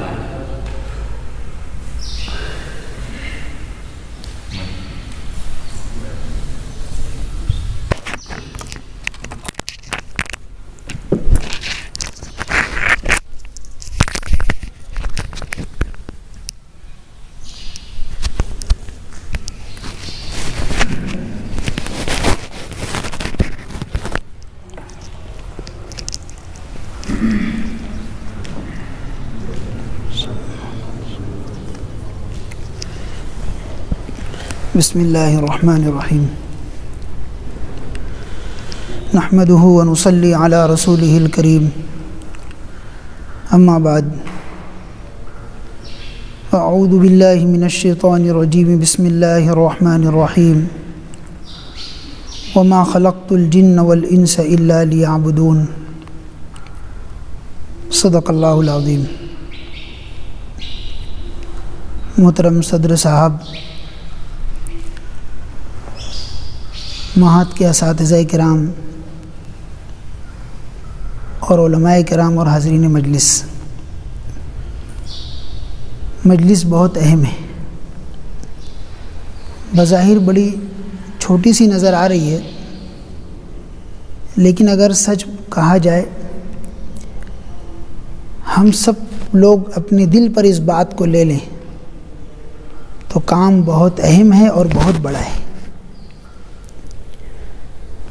مختصر میں یہ کہ ہر فرد امت کا دیندار ہونا فرض ہے، دینی علم کم ہو لیکن دیندار ہونا فرض ہے۔ اور دیندار کس کو کہتے ہیں؟ جس کے دل میں اپنے مذہب کی اہمیت اور عظمت ہو۔ جب مذہب کی اہمیت اور عظمت ہوگی تو مذہب کی تعلیمات پر عمل کرنا اس کے لیے انتہائی آسان ہوگا۔ ہم دیکھ رہے ہیں اس وقت ایک سوچی سمجھی سازش کے تحت اسلام اور مسلمانوں کو نشانہ بنایا جا رہا ہے، ان کے معاش کی، معاشرت کی، حتیٰ کہ ان کے بچوں کو ذہنی ارتداد کا شکار کیا جا رہا ہے۔ ایسے نصاب تیار کیے جا رہے ہیں، ایسی چیزیں بنائی جا رہی ہیں، اور موبائل کے ذریعے، انٹرنیٹ کے ذریعے ایسی چیزیں شائع کی جا رہی ہیں جس کو دیکھ کر پڑھ کر ہمارا نوجوان، بچے تو دور کی بات، ارتداد کی طرف جا رہے ہیں، بلکہ غیر محسوس طریقے سے اسلام کا تنفر ان کے دلوں کے اندر آ رہا ہے۔ میں ایک مثال دوں، صرف 2-3 سال قبل کی بات ہے، ہمارے ایک دوست آئے اور آ کر کے رونے لگے، کہنے لگے مجھ کو کلمہ پڑھا دیجئے، اور اپنی کیفیت انہوں نے سنائی کہ اللہ تعالیٰ معاف فرمائے، مجھ کو سرکار دو عالم صلی اللہ علیہ وسلم سے بدگمانی ہو گئی۔ اب بتاؤ، اگر سرکار دو عالم صلی اللہ علیہ وسلم سے بدگمانی ہو جائے تو اس کا ایمان باقی رہے گا؟ تفسیر اس کی یہ ہے، چونکہ علماء کرام کا مجمع ہے، کہ عیسائیوں کو شروع دن سے سرکار دو عالم صلی اللہ علیہ وسلم پر کچھ اعتراضات ہیں، جس کا تفصیلی جواب قرآن نے بھی دیا اور حدیث میں بھی اس کے جواب موجود ہیں۔ انہی اعتراضات کو عیسائیوں نے اپنے ایک ان کا ایک پروگرام ہے، اس میں شائع کیا، اس نے اس پروگرام کو دیکھ لیا۔ اس کے دیکھنے کے بعد اس کو اپنے محبوب نبی سے بدگمانی ہو گئی، لیکن احساس ہوا چونکہ مسلم والدین کا بچہ ہے کچھ تو احساس رہے گا۔ اب بتائیے کہ ایک نوجوان جب متاثر ہو رہا ہے، اگر ہمارے بچوں پر شروع دن سے اس طرح کی محنت کی گئی تو نوجوانی تک پہنچنے تک تو نکل ہی جائے گا۔ اس لیے کوشش اس بات کی جائے، چونکہ مکتب کے سلسلے کی بہت سی اہم باتیں مولانا نے بیان کر دی، میں صرف یہ کہنا چاہوں گا کہ اس کو غیر اہم نہ سمجھیں، بہت اہم کام ہے۔ ہمارے اکابرین کی اس وقت ساری توجہ مکاتب کے قیام کی طرف لگی ہوئی ہے۔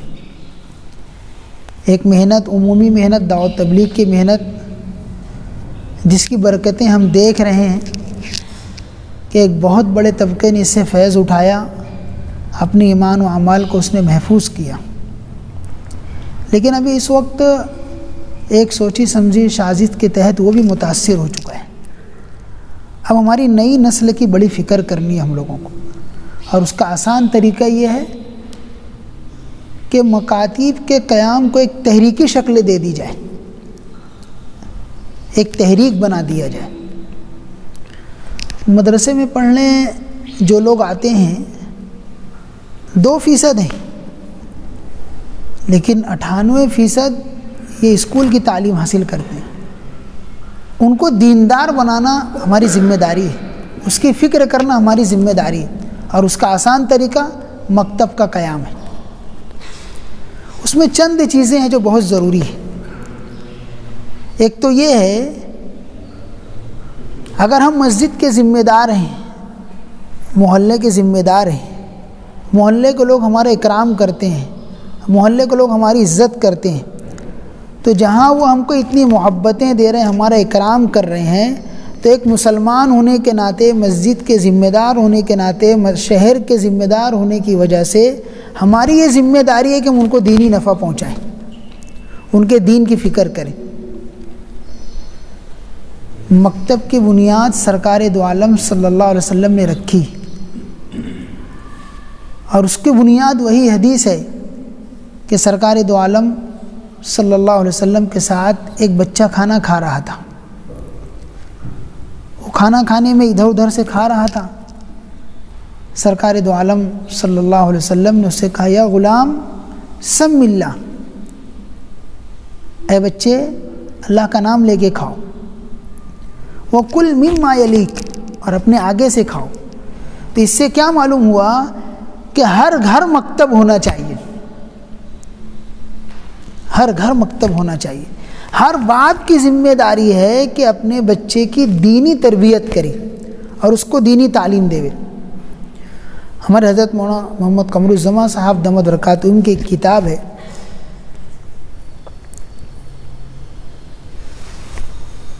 عجیب انداز سے حضرت نے اس میں باتیں جمع کی ہے، لکھا ہے، اور اس میں بتایا ہے اولاد کی تربیت کا اسلامی نظام، کتاب کا نام ہے۔ میں چاہوں گا کہ ہر مکتب پڑھانے والے کو اس کو سامنے رکھنا چاہیے، بلکہ ہر باپ کو اس کا مطالعہ کرنا چاہیے، اس لیے کہ بچے یہ کل ہماری نجات کا ذریعہ بننے والے ہیں۔ اگر ہم نے ان کی تعلیم کی فکر نہیں کی، تربیت کی فکر نہیں کی، کل پکڑ کا ذریعہ بن جائیں گے۔ تو اس میں حضرت نے یہ باتیں لکھی ہیں اور بتائی ہیں کہ ایک باپ کی ذمہ داری ہے کہ اپنی اولاد کو 5 قسم کی تربیت دے، 5 قسم کی، اور وہ ساری چیزیں مکتب کے نظام میں آ جاتی ہیں۔ اب اگر کسی باپ کو اتنا علم نہیں ہے تو وہ آئے اپنے بچے کو مکتب میں داخل کر دے اپنے فریضے سے، گویا کہ اس کا فریضہ پورا ہو جائے گا۔ تو اگر ہم شہر کے ذمہ دار ہیں، مسجد کے ذمہ دار ہیں، تو یہ ذمہ دار صرف کاغذ تک کے نہیں ہونا چاہیے، بلکہ ہم حقیقت میں اپنی ذمہ داری کا ثبوت دیں کہ ہاں ہم ذمہ دار ہیں، مکتب کے قیام پر خصوصی توجہ دیں، اور اس کے لیے تحریکی شکل اختیار کریں جیسا کہ مولانا نے ایک بات بتائی، مسجدوں میں مکتب قائم ہیں، پڑھنے والے بچے 20 ہیں اور آس پاس مکان 100 ہیں۔ اگر ہر مکان سے ایک بچے کو پکڑ لیا جاوے تو 80 مکان سے بچے نہیں آئیں۔ ہر مکان کا ہر بچہ آوے، اس کی کوشش ہونی چاہیے، اس لیے کہ اس کا دینی ذہن بنانا بہت ضروری ہے، اسلامی ذہن بنانا ضروری ہے۔ وہ چاہے ڈاکٹر بنے، انجینئر بنے، کسی بھی انگریزی تعلیم کو حاصل کر رہا ہو، عصری تعلیم حاصل کر رہا ہو، کسی بھی شعبے میں ہو، لیکن اس کا دیندار ہونا بہت ضروری ہے۔ اس کے لیے جو چند چیزیں ضروری ہے، ہمارے کرنے کی جو چیز ہے وہ یہ ہے کہ خود مکتب کی اہمیت ہمارے سینوں میں ہونی چاہیے، مکتب کی اہمیت ہمارے اندر ہونی چاہیے۔ حکیم الامت حضرت مولانا اشرف علی تھانوی رحمۃ اللہ علیہ نے ایک کتاب لکھی حیات المسلمین، اور جن حالات میں انہوں نے اس کتاب کو لکھا ہے، جب اس وقت کے حالات ہم پڑھتے ہیں اور آج کے حالات دیکھتے ہیں تو یوں محسوس ہوتا ہے کہ ان حالات سے زیادہ خطرناک حالات یہ ہیں، اور ایسے ہی کچھ حالات تھے۔ اسلام اور مسلمانوں پر طرح طرح کی مصیبتیں اور پریشانیاں تھیں۔ حضرت بہت فکر مند تھے۔ حضرت مفتی محمد شفیع صاحب رحمۃ اللہ علیہ نے اس پر مقدمہ لکھا ہے۔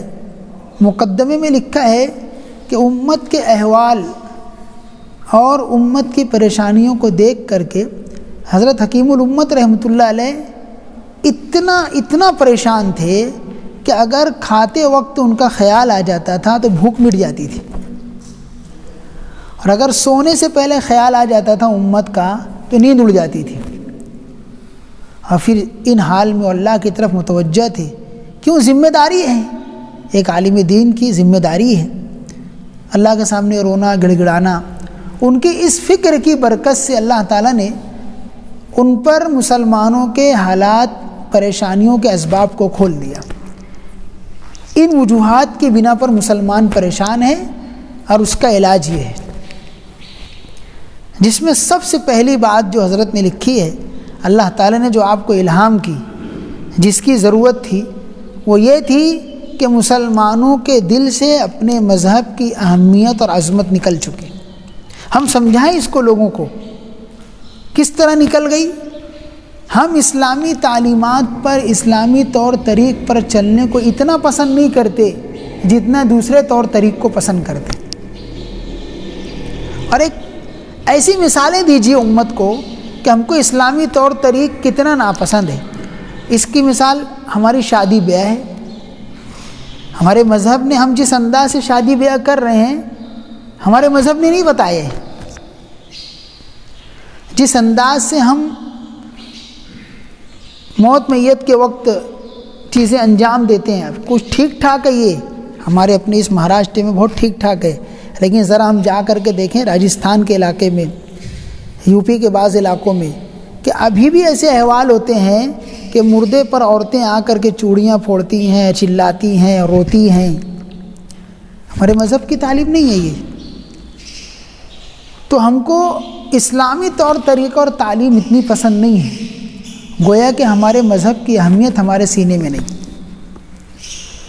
دوسری بات حضرت حکیم الامت رحمۃ اللہ نے لکھا کہ دین کے سیکھنے سکھانے کا شوق اور ذوق نہیں ہے۔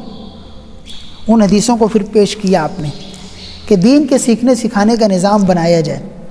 اب یہ جو حالات چل رہے ہیں، اس میں اگر ہم غور کریں گے تو ہم کو یہ نظر آئے گا وہ جتنے شعبے اور جتنے ذرائع تھے دین کے کام کرنے کے، دین کے سیکھنے سکھانے کے، سب کو متاثر کرنے کی کوشش کی جا رہی ہے۔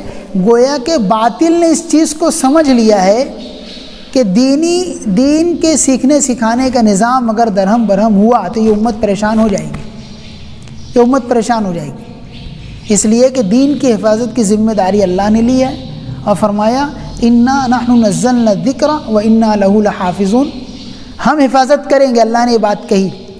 اب دین کی حفاظت کے لیے جو اسباب اختیار کیے جائیں گے، ان سارے اسباب کی حفاظت بھی کون کرے گا؟ اللہ کرے گا۔ اگر اس کے لیے ہمارا مال لگے گا تو اللہ ہمارے مال کی معاش کی حفاظت کریں گے، ہمارا وقت لگے گا ہمارے وقت کی حفاظت کریں گے، اس میں برکت دیں گے۔ تو دین کے سیکھنے سکھانے کا نظام اور اس کا بہترین طریقہ یہ ہے کہ ہم مکتب کو قائم کریں تاکہ شروع دن سے ہمارا بچہ ہی ہے۔ اب ظاہر سی بات ہے، سرکار دو عالم صلی اللہ علیہ وسلم کی اس حدیث سے پتہ چل رہا ہے کہ خود باپ کی ذمہ داری ہے کہ اپنے بچے سے کہ بیٹا بسم اللہ پڑھ کے کھاؤ۔ بعض مرتبہ یہ ہوتا ہے، میں یہ سرپرستوں کے اس میں کہا کرتا ہوں کہ بچہ تو مکتب سے سیکھ کر آیا کہ کھانا کھائے تو بسم اللہ پڑھ کے شروع کرے، لیکن بچہ وہاں تو کھانا نہیں کھا رہا استاذ کے پاس کلاس میں، گھر آ کے کھا رہے، اس کی یہ تربیت کرنا باپ کی ذمہ داری ہے۔ اس کو بولے، یہ ہماری اپنی ذمہ داری ہے کہ ان کو سمجھایا جائے کہ بچہ ہمارے پاس پڑھ کر کے جائے گا، آپ اس کی تربیت کیجئے۔ تو اس میں ایک چیز جو اہم ہے وہ یہ ہے، وقتاً فوقتاً بچوں کے سرپرستوں کو بھی جمع کیا جائے اور ان کے سامنے بتایا جائے کہ ہم نے دیکھیے یہ سب کچھ سکھایا ہے بچے کو، اب آپ اس پر عمل کروائیے۔ وقتاً فوقتاً بلانا چاہیے سرپرستوں کو، ان کی میٹنگ لینا چاہیے، ان سے رائے مشورہ لینا چاہیے، بتائیے اور کیا ہونا چاہیے، اور ان کو یہ باور کرانے کی کوشش کی جائے، آپ یہ مت سمجھیے ہم آپ کے بچے کو حافظ بنا رہے ہیں اور عالم بنا رہے ہیں، اس لیے کہ دنیا داری اتنی ہمارے سینوں میں گھس گئی ہے، دنیا کی محبت اتنی زیادہ بس گئی ہے کہ اب ایک بڑا طبقہ اپنے بچے کو حافظ اور عالم بنانا پسند نہیں کرتا، بلکہ چاہتا ہے کہ بڑے سے بڑے ڈگری والا بنے تاکہ وہ اس کو کچھ کما کر لا کر دے۔ ان کو یہ سمجھایا جائے کہ ہم آپ کے بچے کو حافظ عالم بنانے کی کوشش نہیں کر رہے ہیں، ہم اس کو دیندار بنانے کی کوشش کر رہے ہیں، اور دین کیا ہے ان کو سمجھایا جائے اور ان کو بتایا جائے کہ آپ یہ نہیں چاہتے کہ آپ کا بچہ آپ کو ابو کہہ کر پکارے، آپ کا اکرام کرے، آپ کی عزت کرے، آپ کے پیر دبائے، آپ کے گھر والوں کا اکرام کرے، عزت کرے، پڑوسیوں کے ساتھ اچھا سلوک کرے۔ یہ جو ساری چیزیں اخلاقیات کی ان کو بتایا جائے کہ اس مکتب میں یہی سکھایا جاتا ہے کہ دادا سے کس طرح بات کرنا، ابو سے کس طرح بات کرنا، پڑوسیوں کے ساتھ کس طرح برتاؤ کرنا، رشتہ داروں کے ساتھ کس طرح برتاؤ کرنا، یہ ساری چیزیں ان کو بتا کر کے سمجھایا جائے۔ ہم یہ سب کچھ سکھا رہے ہیں، بتاؤ آپ یہ سب کچھ آپ کا بچہ سیکھ لے گا، اس کے مطابق چلے گا، آپ کو پسند ہے کہ نہیں ہے؟ خود ہی کہیں گے پسند ہے۔ آپ یہ مت سمجھیے کہ ہم حافظ اور عالم بنا رہے ہیں، آپ کے بچے کو انسان بنا رہے ہیں۔ اسکول کی تعلیم سے مخلوق کی معرفت کرائی جاتی ہے، عصری تعلیم میں کیا کرایا جاتا ہے؟ یہ پہاڑ ہے، جغرافیہ بتایا جائے گا، سائنس سے بتایا جائے گا، یہ بتایا پہاڑ ہے یا آسمان ہے، اور یہ مخلوق کی معرفت ہو رہی ہے۔ اور مکتب کی تعلیم سے خالق کی معرفت کرائی جاتی ہے، مکتب کی تعلیم سے خالق کی معرفت کرائی جائے گی، ان کو بتایا جائے کہ ہم ایک رب کے بندے ہیں، وہ ہمارا پروردگار ہے، وہ ہم کو کھلاتا ہے، وہ پلاتا ہے۔ پھر اس کے بعد یہ کہ ان کی تعلیمات یہ ہیں۔ میں جس اہم بات کی طرف اشارہ کر رہا تھا، سب ضمناً باتیں آ رہی ہے، دیکھنے میں یہ آتا ہے کہ خود مکتب کے ذمہ داران میں اور مکتب پڑھانے والوں میں اپنی چیز کی اہمیت نہیں ہوتی، اپنی چیز کی اہمیت ہونا چاہیے، اور جب جس چیز کی اہمیت ہمارے سینے میں ہوگی تو اس کو دوسروں کو سینے میں اتارنا آسان رہتا ہے۔ ایک بہت بڑی بات جو میں مکاتب میں جاتا ہوں تو مکتب کے لوگوں سے کہا کرتا ہوں کہ دیکھو، قوم کے ان بچوں کے ساتھ خیانت مت کرنا، ورنہ کل ہماری اولاد کے ساتھ بھی خیانت کی جائے گی، ہماری اولاد کے ساتھ بھی خیانت کی جائے گی۔ یہ ہمارے پاس امانت ہے، اور شہر کا اگر کوئی ذمہ دار یا مکتب کا کوئی ذمہ دار یا مسجد کا کوئی ذمہ دار یا محلے کا کوئی شخص اگر قوم کے بچوں کی فکر کر کے مکتب کا قیام کر رہا ہے یا مسجد میں مکتب قائم کر رہا ہے، یا بعض لوگوں کو یہاں تک کہ دیکھا گیا کہ وہ مکتب کے اوقات میں مسجد پہنچ جاتے ہیں، مکتب پہنچ جاتے، حافظ صاحب کون سا بچہ نہیں آیا، نام دیجیے، آپ نام کی لسٹ لے جاتے، ایک ایک گھر جا کے ملاقات کرتے۔ ان آنکھوں نے دیکھا ہے کہ اس فرد کے بچوں کو اللہ نے تارا بنا دیا، چاند بنا دیا، اس لیے کہ اس نے قوم کے بچوں کی فکر کی۔ اللہ تعالیٰ نے ہاں وہاں ایک ہاتھ لے ایک ہاتھ دے، ایسا ہے۔ تو ہم بھی اگر اپنے پاس آنے والے ان بچوں کی فکر کریں گے اور ان کو مکمل طور پر اس امانت کا پورا خیال کریں گے، اللہ ہمارے بچوں کو ضائع ہونے سے بچا دیں گے۔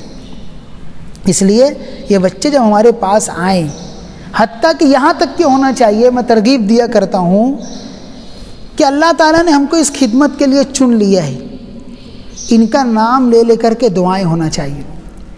میں بہت متاثر ہوا، ایک ایسے ہی مکتب کے اساتذہ کے درمیان بات چیت ہو رہی تھی، میں نے دعا دینے کی ترغیب دیا کہ اپنے بچوں کے لیے دعائیں کیجیے نام لے کر کے، چونکہ ہمارے استاد جن سے ہم نے ڈابل میں تجوید پڑھی ہے ان کا یہ معمول ہے کہ اپنے ایک بچے کا نام لے کے تہجد میں دعا کرتے، اور وہ کہا کرتے تھے ہمارے استاد، دین کے ہر خادم پر تہجد فرض ہے، دین کے ہر خادم پر تہجد فرض ہے، فَإِذَا فَرَغْتَ فَانصَبْ وَإِلَىٰ رَبِّكَ فَارْغَب۔ جب آدمی یہ سمجھے گا کہ میں دین کا خادم ہوں تو خلوت میں اللہ سے بیٹھ کر کے کچھ حاصل کرے گا اپنے سینے میں، پھر صبح کو تقسیم کرے گا نا۔ اور ہمارا ابھی نظام ہی نہیں ہے کچھ خلوت کا کہ ہم خلوت میں بیٹھ کر کے کچھ اللہ سے حاصل کر لیں، اللہ سے راز و نیاز کر کے اللہ سے تعلق بڑھا لیں۔ ظاہر سی بات ہے جب ہمارا مشکیزہ خالی ہوگا تو ہم قوم کے بچوں کو کیا دیں گے؟ گستاخی معاف، میں چند چیزیں ایسی بتاؤں گا۔ وہ معلم ناکام معلم ہے جو مکتب میں موبائل لے کر کے بیٹھے، وہ معلم ناکام معلم ہے جو بغیر لکڑی کے نہ پڑھائے۔ معلم حقیقت میں وہ ہے جو بغیر لکڑی کے بچوں کو تعلیم دے دے۔ ہمارے حضرت مولانا محمد حنیف ملی رحمۃ اللہ علیہ فرمایا کرتے تھے، اگر مار ٹھوک کر کے علم دیا جا سکتا تھا تو ہر جانور کو عالم بنا دیتے، مار ٹھوک کر اگر علم دیا جاتا تو ہر جانور کو عالم بنا دیتے، مار ٹھوک کر وہ سیکھ جائیں۔ تو معلوم ہوا کہ مار ٹھوک کر سختی کر کے علم نہیں آتا، علم کا تعلق تو شفقت اور محبت سے، شفقت اور محبت۔ یاد کیجیے اس حدیث کو، مسجد نبوی صلی اللہ علیہ وسلم میں ایک صحابی آئے اور کھڑے رہ کر پیشاب کرنے لگے، سرکار دو عالم صلی اللہ علیہ وسلم بیٹھے ہوئے تھے، آپ نے روکا، بھائی رک جاؤ۔ صحابہ نے دیکھا کہ حضور منع کرے، صحابہ دوڑنے لگے ان کی طرف، حضور نے صحابہ کو روک دیا، رک جاؤ، چونکہ بدو ہے، نیا ہے، روک دیا، رک جاؤ۔ اس کو اطمینان سے پیشاب کر لینے دیا۔ جب اس بدو نے اطمینان سے پیشاب کر لیا، سرکار دو عالم صلی اللہ علیہ وسلم نے ان کو بلایا، ادھر آئیے، اور صحابہ سے کہا کہ آپ جاؤ اور وہاں ایک ڈول پانی ڈال دو، صاف ہو جائے گا۔ محدثین نے یہاں پر بہت سے نقطے لکھے ہیں کہ حضور نے کیوں منع کر دیا صحابہ کو جانے سے۔ ایک نقطہ تو یہ لکھا کہ اگر صحابہ اس کی طرف دوڑتے تو ہو سکتا وہ پیشاب کرتے کرتے چلنے لگتا، تو ایک جگہ خراب ہونے کے بجائے کئی جگہ خراب ہو جاتی، گندگی پھیل جاتی۔ دوسری وجہ یہ لکھی ہے کہ پیشاب کرتے کرتے اگر اچانک پیشاب کو روک دیا جائے تو بہت تکلیف ہو جاتی ہے طبی طور پر، اس لیے منع کر دیا۔ اب صحابہ سے کہہ دیا جاؤ پانی ڈال دو، صفائی ہو جائے گی۔ لیکن اس کے بعد اس شخص کو بلایا، صرف وہ دو جملے کہا کہ دیکھ بھائی، مسجد اللہ کا گھر ہے، یہاں پر گندگی نہیں کی جاتی۔ وہ صحابی فرماتے ہیں جب نبی اکرم صلی اللہ علیہ وسلم نے مجھ کو بلایا تو میں اتنا گھبرا گیا تھا کہ پتہ نہیں میرے ساتھ کیا ہوگا، لیکن میں نے آپ کو ایک شفیق باپ سے بڑھ کر کے پایا۔ تو وہ معلم ناکام معلم ہیں جو مکتب کے اوقات میں موبائل لے کر کے بیٹھے۔ موبائل ایک ضرورت کی چیز ہے، تو وہ 2-2.5 گھنٹے ہم نے قوم کے بچوں کے لیے وقف کیا ہے، اس لیے اس انداز کو اختیار کر لیں کہ بھائی 2-2.5 گھنٹہ موبائل بند، تو لوگوں کو یہ سمجھ میں آ جائے کہ مولانا صاحب مسجد میں ہیں، مکتب میں۔ ہم اس انداز سے رہیں، فون بند ہے، مکتب میں ہے۔ اب بعض مرتبہ یہ ہوتا ہے بہت فون آنے لگتے ہیں، اور فون آتا ہے تو کوئی مختصر بات نہیں کرتا، کوئی مختصر بات نہیں کرتا، وہ پہلے خیر خیریت، اور اگر تعلقات کے ہے تو پھر بہت لمبی چوڑی باتیں چلتی ہے، اس میں بچے متاثر ہو جاتے ہیں۔ اسی طریقے سے چونکہ ہم بچوں کو دینداری سکھا رہے ہیں، الفاظ کے ساتھ ساتھ کیفیات کو پیدا کرنے کی کوشش کر رہے ہیں۔ دین اسی کا نام ہے کہ اندر میں دینی حمیت آ جائے، دینی غیرت آ جائے۔ اب وہ بچے جو ہوتے ہیں معلم کو نمونہ بناتے ہیں، تو اس لیے معلم کی ذمہ داری ہے اس کا بیٹھنا اچھا ہو، اس کا چلنا پھرنا اچھا ہو، اور اس کے بعد کا انداز اچھا ہو، یہ ساری باتیں بچے کیچ کرتے ہیں۔ اب یہ ساری چیزیں کب ہوگی؟ جب ہم اپنے تعلق کو اللہ سے مضبوط کریں گے۔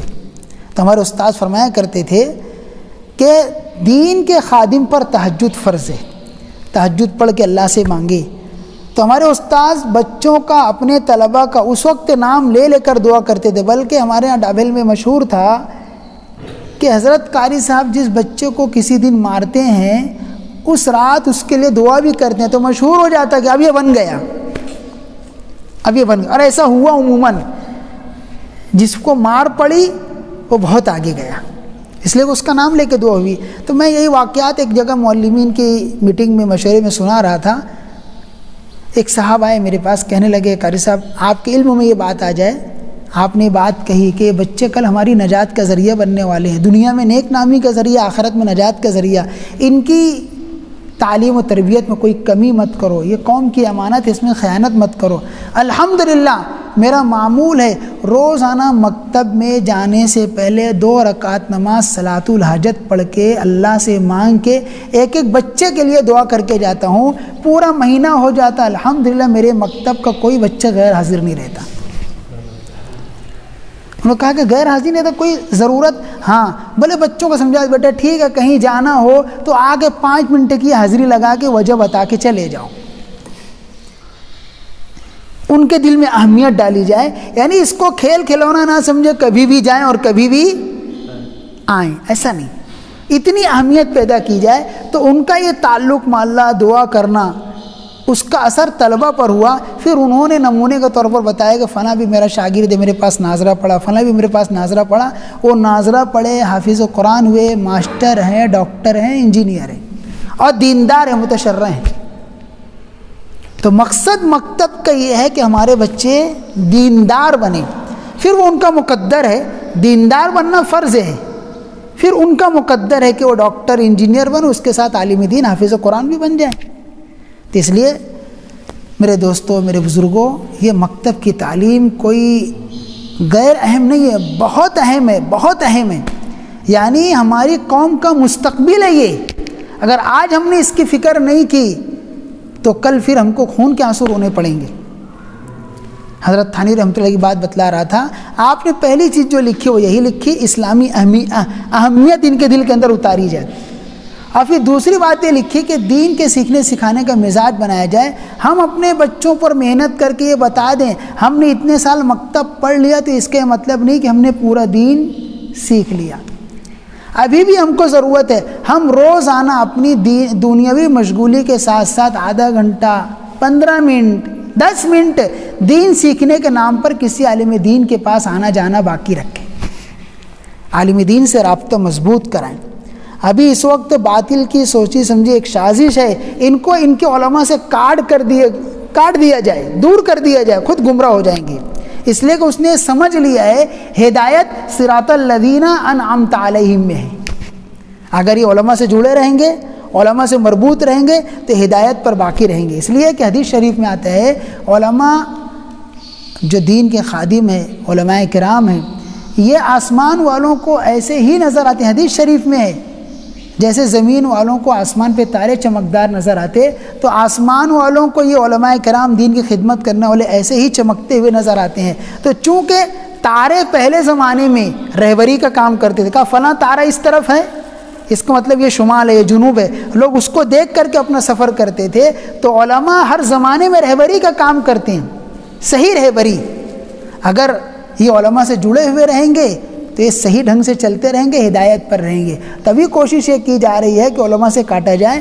ہم اپنے مکتب کے بچوں پر محنت کر کے ان کے دل میں یہ بات اتار دیں، ہم کو مرتے دم تک کے علماء سے مربوط رہنا ہے، علم دین کی اہمیت تو ڈالیں، وہ خود عالم بن جائیں، بہت بڑی بات ہے، اور اگر نہیں بن سکے کم از کم علماء کی عظمت اور محبت تو ہو۔ حدیث شریف میں سرکار دو عالم صلی اللہ علیہ وسلم نے کتنی اہم بات ارشاد فرمائی، اغدو عالما او متعلما او مستمعا او محبا ولا تکن الخامسہ فتہلک، کہ کوشش کرو تم عالم بن جاؤ، عالم نہیں بن سکتے طالب علم بن جاؤ، طالب علم نہیں بن سکتے تو ان کی باتیں سننے والے بن جاؤ، اگر یہ نہیں بن سکتے تو ان سے محبت کرنے والے بن جاؤ، پانچویں مت بننا، ورنہ ہلاک ہو جاؤ گے. اور وہ کیا ہے؟ ان سے بغض مت رکھنا. تو ہم اپنے بچوں پر محنت کر کے یہ بتائیں کہ یہ علماء کرام کون سی چیزیں ہیں، ان کی فضیلت، دین سیکھنے سکھانے کی اہمیت، یہ ہماری ذمہ داری اپنے بچوں پر محنت کر کے یہ ڈالیں، تاکہ یہ بعد کی زندگی میں بھی دین کے سیکھنے سکھانے میں لگے رہیں. بلکہ یہاں تک کہ محنت ہونی چاہیے کہ تم اپنی جگہ ایک ڈاکٹر ہو، ایک انجینئر ہو، سب کچھ ہو، اور اللہ نے تم کو اچھا قرآن پڑھنے والا بنا دیا ہے، تو اپنی فیلڈ اور شعبے کے لوگوں میں قرآن سیکھنے سکھانے کا نظام بنائیں. آدھا گھنٹہ روزانہ قرآن سکھائیں، آدھا گھنٹہ تم ان کو دین سکھاؤ. ضروری نہیں ہے کہ ہر ایک مکتب میں آئے. تم اپنے دواخانے میں نظام قائم کرو اور اپنے دواخانے کے پورے اسٹاف کو آدھے گھنٹے کے لیے قرآن سکھاؤ. ہو سکتا ہے یہ نظام. اتنی اہمیت دین کے سیکھنے سکھانے کی ان کے سینوں میں اتارنا یہ ہماری ذمہ داری ہے. ایک تو یہ کہ اسلام کی اہمیت عظمت، دوسرا یہ کہ دین کے سیکھنے سکھانے کی اہمیت اور عظمت. تیسری بات حضرت تھانوی رحمۃ اللہ نے جو لکھی ہے وہ یہ ہے کہ قرآن کی تعلیم سے ان کو مربوط رکھا جائے. چوتھی بات حضرت نے لکھی ہے کہ ان کو بتایا جائے کہ تقدیر کیا چیز ہے. تقدیر، آج ہم اچھے خاصے لوگ جو ہے اگر ان کی منشا اور مرضی کے خلاف کوئی کام ہوتا ہے، یار اپنے ہی ساتھ ہوتا بولے، کیا کہہ دیتا؟ اپنے ہی ساتھ ہوتا بولے. یہ تقدیر پر یقین کی کمزوری ہے.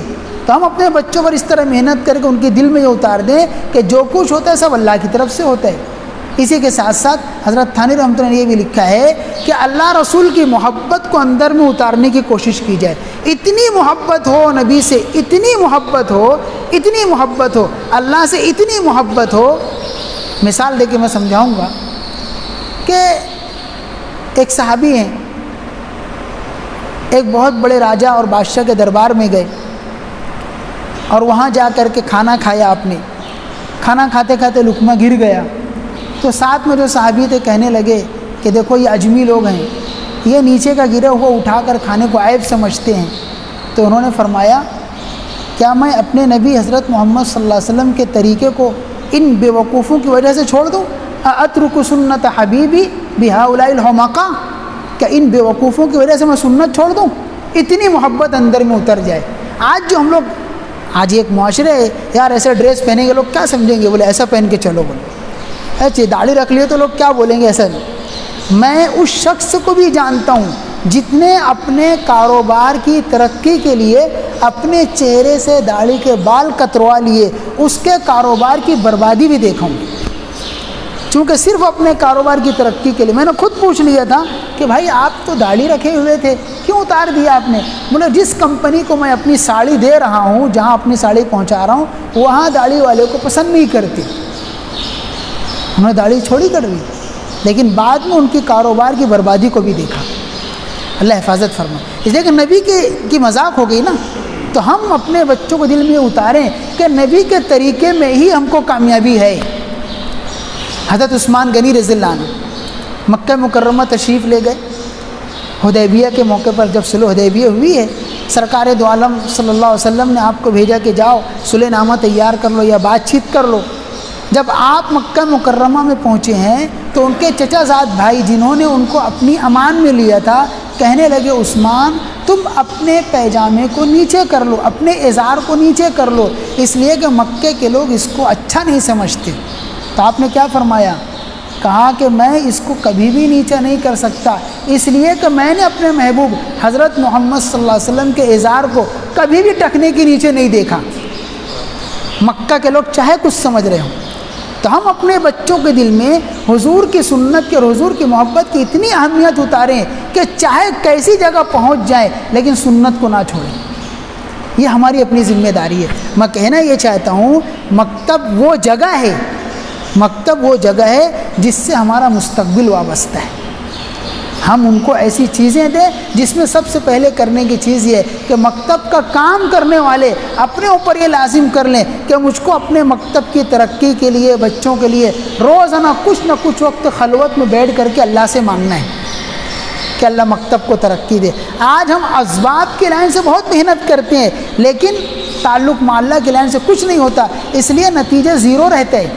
بچے پڑھ کے چلے جاتے، 5 سال کا کورس کر لیتے، حافظ بھی ہو جاتے، لیکن اس کے بعد کیا ہوتا ہے معلوم؟ وہ بچہ حافظ قرآن ہے لیکن اس کا رہن سہن ایسا نہیں ہے جیسے ایک مسلمان کا رہنا چاہیے۔ میں یہ نہیں کہتا کہ وہ کرتے پیجامے پر رہے، لیکن وہ فیشنیبل بال کاٹے گا، داڑھی قطر لے گا، حالانکہ ہمارے پاس مکتب میں 5 سال رہا، یہ تو واجب کے درجے میں ہے نا چہرے پر داڑھی رکھنا، اور پھر اس طرح الٹے سیدھے بال رکھنا، ٹیڑھے واکڑے بال رکھنا، یہ مذہب کی تعلیم نہیں ہے۔ ان کے دل میں نبی کی تعلیم کی اہمیت اتاری جائے، اور یہ ہوگا کیسے؟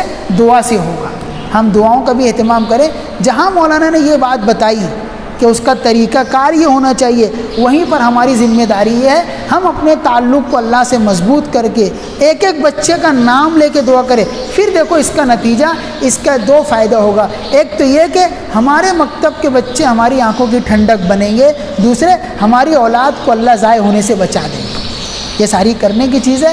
تو مکتب کا اہم مقصد یہ ہے اللہ کی معرفت کرائی جائے اور مکتب میں آنے والوں کو دیندار بنایا جائے، اور ہر دن یہ کوشش ہونی چاہیے کہ مکتب میں بچوں کی تعداد بڑھتی رہے۔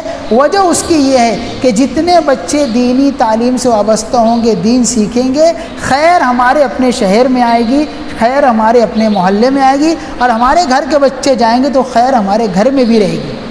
ابھی ایک تحقیقی رپورٹ یہ ہے، آج کل بچے ہمارے موبائل پر لگے رہتے ہیں، موبائل استعمال کرتے ہیں، موبائل میں طرح طرح کا رنگ ٹون ہوتا ہے۔ حضرت پیر ذوالفقار نقشبندی دامت برکاتہم کا پورا ایک مضمون ہے۔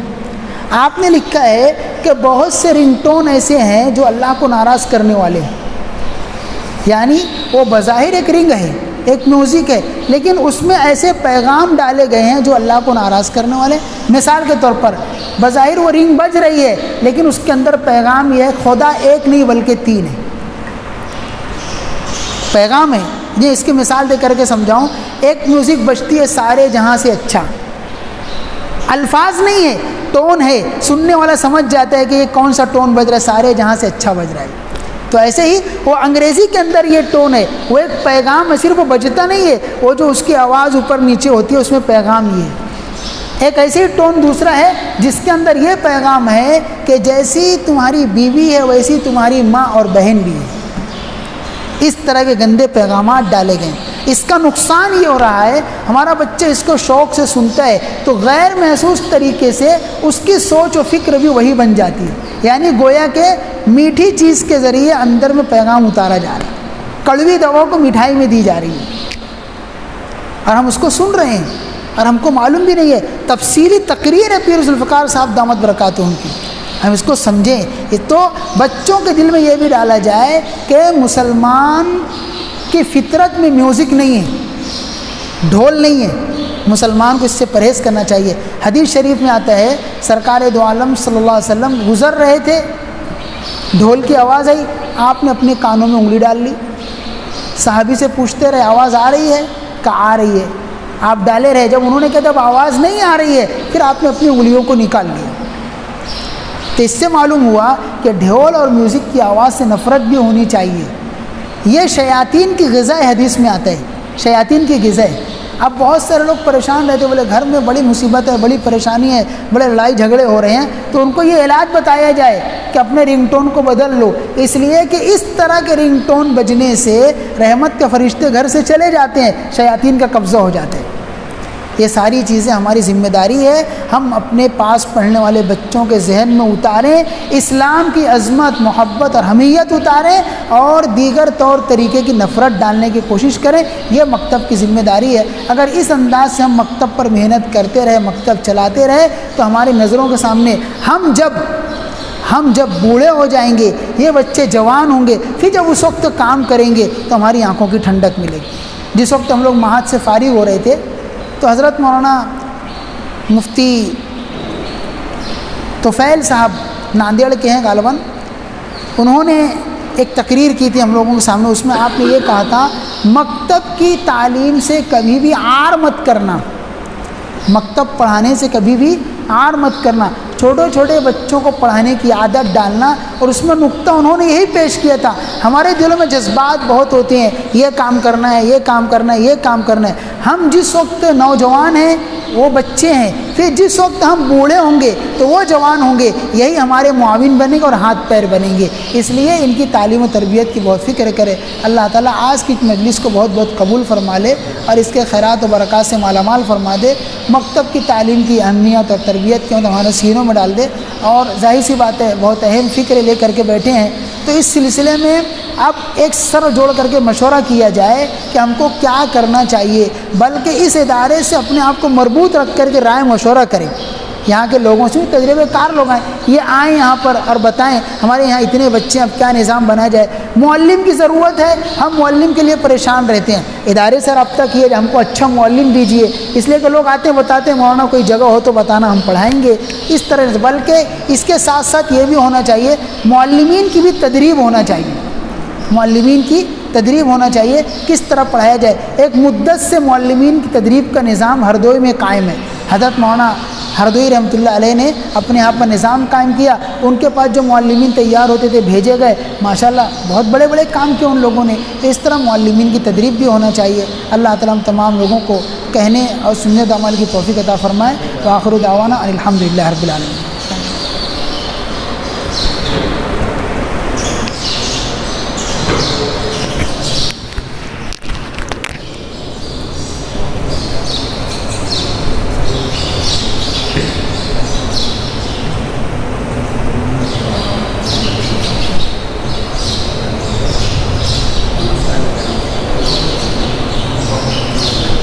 دعا کے بعد تمام ہی علماء کرام ائمہ حضرات اور ذمہ داران سے گزارش ہے کہ یہیں پر بیٹھے رہیں، انشاءاللہ مشورہ ہوگا۔